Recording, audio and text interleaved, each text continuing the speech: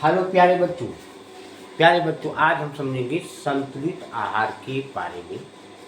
संतुलित आहार क्या होता है? तो प्यारे बच्चों, संतुलित आहार जिसे भोजन करते हैं या कोई व्यक्ति कहे कि हम भोजन में प्रतिदिन अंडे और मछली खाते हैं तो हम अच्छा खाना खाते हैं, अच्छा आहार है हमारा, बैलेंस्ड डाइट है। लेकिन आप या सोचिए प्यारे बच्चों कि एक ही तरह का भोजन करने से क्या उसमें जितने भी पोषक तत्व होते हैं वो क्या हमको प्राप्त हो जाएंगे? नहीं प्राप्त होंगे प्यारे बच्चों। तो पेकरत ने देखी बहुत सी चीज़ें हमारे खाने के लिए बनाई हैं, तो हमको खाना भी चाहिए।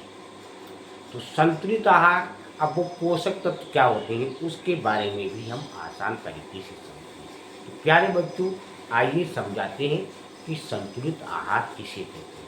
देखिए प्यारे बच्चों, ये संतुलित आहार वो आहार है जिसमें सभी आवश्यक पोषक तत्व सही अनुपात में हो ताकि शरीर स्वस्थ रहे, उचित वृद्धि हो तथा सभी शारीरिक क्रियाएं सुचारू रूप से चल सके। वो होता है संतुलित आहार, उसी को बोलते हैं संतुलित आहार। अब पोषक तत्व कौन कौन से? जिसे कार्बोहाइड्रेट से हमको ऐसा भोजन भी करना चाहिए जिससे हमको कार्बोहाइड्रेट प्राप्त हो। सॉरी, क्योंकि कार्बोहाइड्रेट जिसे हम बोल रहे हैं, चल रहे हैं, तो ऊर्जा की अवस्था होती है। तो ऊर्जा भी ऐसा भी आहार लेना चाहिए जिससे हमको ऊर्जा मिले।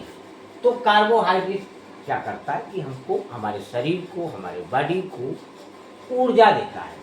तो आहार में ऐसी चीज़ें भी लेनी चाहिए जिसमें कार्बोहाइड्रेट उपस्थित हो। उसके बाद प्रोटीन। प्रोटीन क्या करता है? अब ऊर्जा के साथ अब हमारे शरीर में जो क्षत कोशिकाएँ या ऊतक हो जाती है तो उनकी टूट फूट की मरम्मत भी आवश्यक है। जैसे कोई साइकिल है, अब साइकिल की चेन टूट जाए तो उसकी मरम्मत आवश्यक है, जरूरी है, अन्यथा वो चलेगी नहीं। तो प्रोटीन क्या करता है? प्रोटीन हमारे शरीर की वृद्धि भी करता है एवं क्षतग्रस्त जो ऊतक होते हैं उनकी मरम्मत करता है। उसके बाद वसा, ऐसा भी आहार हमको लेना चाहिए जैसे तेल है या मूंगफली है जिससे हमको वसा प्राप्त हो। तो वसा क्या करता है? वसा हमारे शरीर का एक ऊर्जा भंडार भी है तथा शरीर को गर्म बनाए रखता है। विटामिन भी चाहिए, विटामिन नहीं मिलेंगी तो हमारा शरीर जो रोगग्रस्त हो जाएगा, बहुत से प्रकार के रोग फैल जाएंगे जैसे A B C D vitamin होती है, B1 B2 B3, इस तरह से ए की कमी से रतौंध भी हो जाता है, बी की कमी से बेरी, डी की कमी से रिकेट, तो बहुत से रोग हो जाते हैं। तो विटामिन ने भी ऐसे हमको ताजे फल सब्जियां खानी चाहिए जिससे हमको विटामिन मिले। तो विटामिन रोगों से बचाव तथा शरीर के सामान्य कार्यों के लिए आवश्यक है। उसके बाद एक खनिज लवण। खनिज लवण क्या करते हैं कि हमारी हड्डियां, जो अस्थियां होती हैं, जो दांत होते हैं तथा रक्त निर्माण में ये सहायक होते हैं। तो ऐसा आहार भी लेना चाहिए जिससे हमको खनिज लवण प्राप्त हो ताकि हमारी अस्थियां, हमारे दांत और रक्त का निर्माण हो और दांत हड्डियां मजबूत हो।